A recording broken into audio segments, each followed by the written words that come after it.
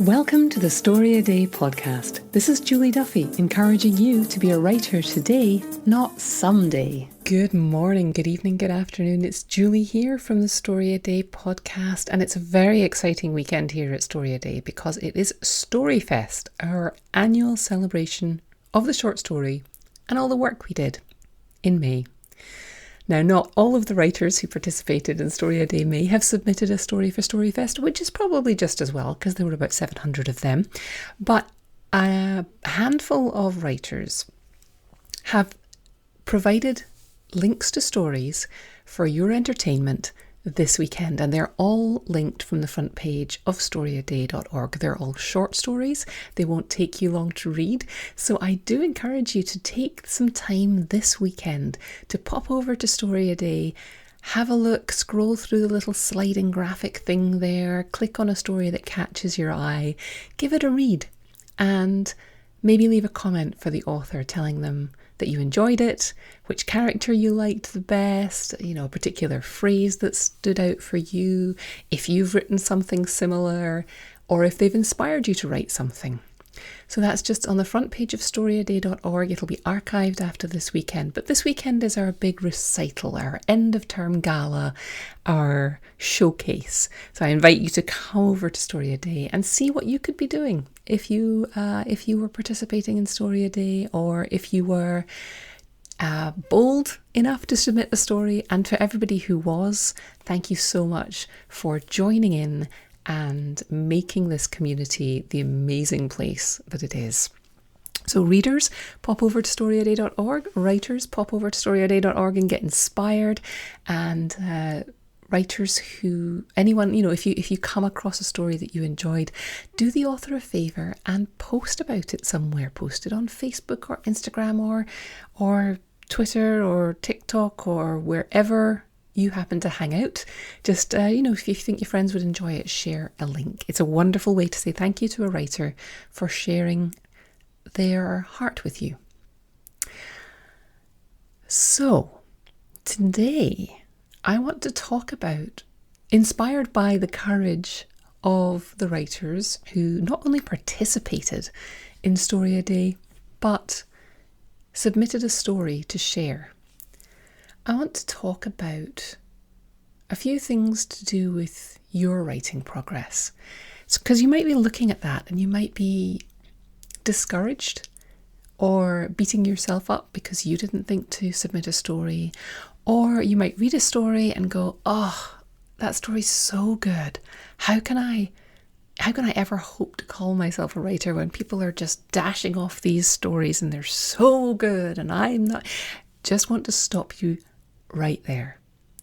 Whenever I'm with a group of writers and we're talking about our progress or what we've written or what our goals are, it's inevitable that someone or several someones, in the midst of complimenting someone else about their work or their progress or their ambitions, will turn it back on themselves and kind of discount what they're doing. They'll say something like, oh, I wish I could write as fast as you. Or, you're writing so much and I'm just trying to get to my desk, as if there's something wrong with that. They say things like, I'd kill to be able to write descriptions like yours. Or, I'd kill to have characters like yours. Well, the good news that I want to talk about today is that no one has to die for you to get better at writing, except maybe some of your characters. Now, comparing ourselves to other writers is completely natural because it's how we learn to write. It's how most of us have learned to write. We read voraciously, we got caught up in other people's stories. We started to write, and as we started to write, we started to emulate what other writers that we admire are doing. That's really, no matter whether your school taught creative writing or not, what we're really doing all the time is reading and absorbing and putting into practice what other writers are doing. So it's very, very common and natural for us to compare ourselves to those other writers. It can become dangerous, though, if we allow it to feed the flames of our insecurities. And most of us as writers have insecurities. Even the most brash, seemingly confident writers, usually they've worked in the advertising industry or marketing, and they know how to sell things, and they come across as very brash and out there and confident. If you drill down, there are insecurities in there too. We're all sensitive people who think too much, right? That's why we write. So the danger in comparing your progress to someone else's progress or someone else's product is that it can feed those insecurities and it can stall you. It's important to remember that you are unique. Your voice is unique. Your experiences are unlike anything anyone else has ever had in the particular combination and stew of your life, right? All of your experiences have gone into this big stew and created unique flavors, unique aromas, unique thoughts. This metaphor is going off the rails. And so you can learn from other writers, but you can never be any writer other than yourself. And that's a wonderful thing. So I want you to really, really think about that for a moment. The only writer you can be is the writer you are. So you're going to have to forge your own sword. You're going to have to forge your own rivers. You're going to have to find your own path. And that's a wonderful thing, because you're going to write the stories that only you can write. And there are readers out there who need to know that they're not alone. So on an internal level, I want you to understand that it doesn't matter if someone else is working on 4 novels simultaneously and a screenplay, and they're raising 6 kids and homeschooling them all, and you live alone, and the only person who has any demands on you is your cat, and your cat is pretty laid back. It doesn't matter. You are going to be the writer you're going to be. The only thing you can control is what you're doing. And I'm sorry if I sound like a mother, but I am one. The only thing you can control is your own actions. The other thing that can be a dangerous place when you're comparing yourself to other writers is the shiny object syndrome. You see people who are writing a novel and they're working on short stories, and someone else is self-publishing, and someone else is submitting 25 stories a month to markets, and someone else is setting up a website, and someone else is... And you can't do everything at once, nor is it appropriate for you to try and do everything at once. So I want to talk today about being in the stage that you're in. You can't do everything, so how do you decide what you should be doing? Should you be working on a website? Should you be submitting stories? Should you be working on finding a critique group? Should you be taking a course about how to write a novel? Should you be finding places to submit your stories? Should you be setting a goal of writing 100 stories in 100 days? What should you be doing? It all depends on the stage that you're in. I feel like there are sort of distinct stages in writing progress, but the lines are blurred between them, and we tend to spiral through the different stages, from feeling like a beginner to feeling like we've got a handle on this, to knowing how little we know, to figuring out how to find out more, to improving and becoming competent and becoming good at what the stage we're in. And then we move into a new stage, discover we're in a new stage, and we've got that whole beginner thing going again. So if you're just beginning to write your first stories, Don't worry about people who are having discussions about, oh, I feel like I've reached the midpoint of my story and I need to do the climax and the resolution, because they're using lingo that they've been using for a while now with other writers, and it seems like everyone else has this intuitive feel for the shape and structure of a story and for all the skills that go into writing, like character arcs and dialogue and blah, and they're all talking about this kind of stuff, and you feel like you are in the deep end and you've no idea where the bottom is. If you're just getting your first stories out there, you're not going to have an intuitive feel for when you've hit the midpoint. And that's okay. Nobody really has an intuitive feel for any of these things until they practice and analyse and do this stuff a lot and talk to other people about it and get feedback on their stories. And it doesn't matter. If you're just starting to write your first stories, you'll be focused on figuring out how to get to the end, figuring out how to make things happen, figuring out how to create characters that are interesting, figuring out that it's okay to torture your characters a little bit. In fact, it's required. We never really want to at first. And I think one of the milestones of knowing that you're moving into a new stage in writing is when you start gleefully cackling about being mean to your characters. But at the very beginning, that's one of the things that a lot of people struggle with, and that's okay. Because if that's the stage you're in where you're just starting to write stories, then you've got a whole bunch of things that you're discovering, and you don't even know that you need to know yet. And if you start listening to conversations with people who are so far ahead of you, it can get discouraging. So remind yourself, no, I'm not there yet, but file it away that this group of people who are talking this way might be a group of people you want to be like. And so you can ask them stuff like, what do I need to do to get to the next stage? And you can also file it away that these are people that you can go and be with, and learn from, and that you want to be having those kinds of conversations at some point with the other people. Probably those people will have moved on by then, but with the group of people that you're hanging out with now, you're all going to get there. And when you're in that stage, you'll have different questions, because once you've got to the next stage, when you're writing regularly and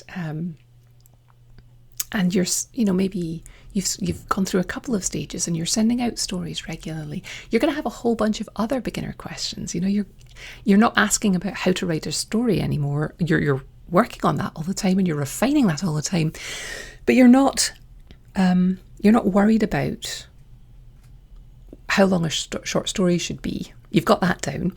But when you're a couple of stages further on, you will feel like a beginner in issues like how to write a cover story, where to find markets for your find markets for your writing, or how to distribute your writing to your friends and family, if that's the route that you're choosing. Not everybody needs to publish, right?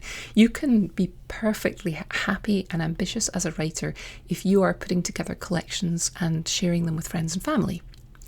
So, but you might not know how to do that part, the technical part of that. So, and you might not know how to make your stories better. Or once you've figured out the basic shape of a story, you'll move on to wanting to make them more ambitious. Maybe you want more characters, more points of view, weirder story structures. There's always something new to be learning. It's a wonderful thing about writing. There's always something to satisfy your curiosity. When you if you choose to go the level where you want to go pro with your writing, from where you're standing, maybe right today, you look at pro writers who are appearing in publications, they've got book contracts, you think they've got it all figured out. But the truth is, they've got all the same insecurities they ever had. Maybe they figured out ways of getting over them to get the work done. But they're still insecure about their writing because it's so personal. And they've now got a whole new level of things to learn. How to deal with agents and editors. How to actually get your book done when you're on a contract deadline. You can't take as long as you like anymore. You've got to get it done by the deadline. How to interact as a peer with people you've admired forever. How to manage appearances at conferences and marketing obligations and people asking you how you do things and doing interviews and podcasts and still getting your writing done and still doing your laundry and still raising your kids or taking your car for a tune-up and not missing appointments on your calendar and all of those things. There's a whole new world of skills for people at the pro level. So I guess I'm saying, when you're worried about all the stuff that you feel like you need to learn to be a writer, I have a friend who is a music teacher, and he tells his students before they go on stage to change the language in their head from "I'm nervous about going on the stage" to "I'm excited to be going on stage." Right? I'm nervous about all those people watching me. I'm excited to perform for these people. So I want you to think about that and think about how when you look at all of the things you could be doing to improve your writing, think about how exciting it is that you get to spend the rest of your life exploring all of this stuff. But you don't have to do it all today. If you don't have an author website, maybe you don't need an author website yet. Don't worry about it yet. Write your stories. If you don't know how to end a story properly, focus on that. Right? If you don't know what people are talking about when they're talking about submissions and submittable and cover letters and keeping a spreadsheet of all of their submissions and geotrope, and don't worry about it. When you feel comfortable where you are, you're going to know it's time to move on to the next stage. When you start to feel slightly bored with what you're doing, you're going to know you need a new challenge, and there are so many challenges out there for you, from writing more complex stories to sharing stories with people to self-publishing to being published to putting together collections to doing readings to putting together like a story. So many ways for you to challenge yourself as a writer, whether you are a completely introverted hermit who would never do a public reading, to whether you are an actor who's writing as well and you're writing stuff for yourself. There are so many ways to challenge yourself. So spend some time this week, or as you write over the next month. I'm going to be talking at Story a Day all throughout July about improving our writing. I've been talking this year about this writer code, that I've this framework for becoming a writer as a whole life project. And it's an acronym for Write, Refine, Improve, Triumph, Engage, and Repeat. So this month I'm focusing on the improve part. But I wanted to start the whole month off by talking about the importance of figuring out where you are, which stage you're in, and not worrying. If I'm talking, or if you're in writer discussions with people who are talking about improving a certain aspect of writing or their skills, and it doesn't feel like something you need to be paying attention to yet, just pay attention to the fact that, oh, that's out there. I'm never going to get bored. It's exciting. I've got all this stuff to learn. And then get back to the things you're working on. If people have told you that you need to work on eliminating the passive voice from your stories, right? Figure out what that means. If people have told you that you should show what's happening, not tell, that's a huge topic. It's 3 words, show, don't tell, but it's a huge topic. And there's so many ways to delve into that. You could spend a long time just focused on that skill. So it's exciting. It's important to look backwards at how far you've come and forwards for how far you can go, and then narrow your focus back to where you are. Figure out what you need to work on right now and be okay being there. If you're just starting out, your goals are going to be about things like getting your routine and your habit and your mindset in place. If you're going pro, you're going to need to work on systems so that your obligations don't eat into your writing time. So those are different things that people have to work on. And all of the time we have to stay motivated, and we don't stay motivated by beating ourselves up. We don't stay motivated by being negative. Fear is not a great motivator. Excitement is a great motivator. So figure out what you can do to celebrate everything you've achieved, everything you're doing, and talk to other writers. You can find them at storyaday.org. You can find them in the blogs. You can follow me on Twitter at storyaday, at storyaday.may. And just lean into the writing community. Find people who are doing what you're doing. Come to StoryFest this weekend. Interact with the other writers there. Comment on people's stories. It's a wonderful way to find writing friends to compliment other writers on their writing. And then on the 1st of the month, on July the 1st, the Serious Writers Accountability Group post will be going up at Story A Day. So swing by storyaday.org, see what other people are setting their goals at, and remember not to be intimidated by other people's goals because they are probably in a different stage from you. If somebody else's goals seem wildly ambitious to you, it probably means they've been doing this for a while and they've been pushing themselves for a while and they're not in the same stage as you. So find some goals that resonate with you. Find somebody who's posting about, I'm just going to try and write one blog post this month. And, because that'll mean I've written one blog post every month for a year. And they're going for consistency, and maybe that's what you're going for. So find someone in the comments who seems like they might be in a similar stage to you on one of those, whether it's the actual writing or the habits or whatever. Find a comment from someone that you feel like, okay, I could talk to this person, and just leave them a little comment saying, good for you, I'm going to do this. And then come back in August and let us know how you got on. So come to the Swagger post. If you're not on the mailing list already, get on the mailing list and I will send you information about that. And then remember to come and post your goals at Story A Day on the 1st of the month. I will have more ways for you to connect and with other writers and make progress over the summer. So do make sure that you're signed up for updates at the storyaday.org. There's all forms all over the place you could sign up, and I will send you freebies and let you know what else is happening at storyaday.org. So that is my sermon for this weekend.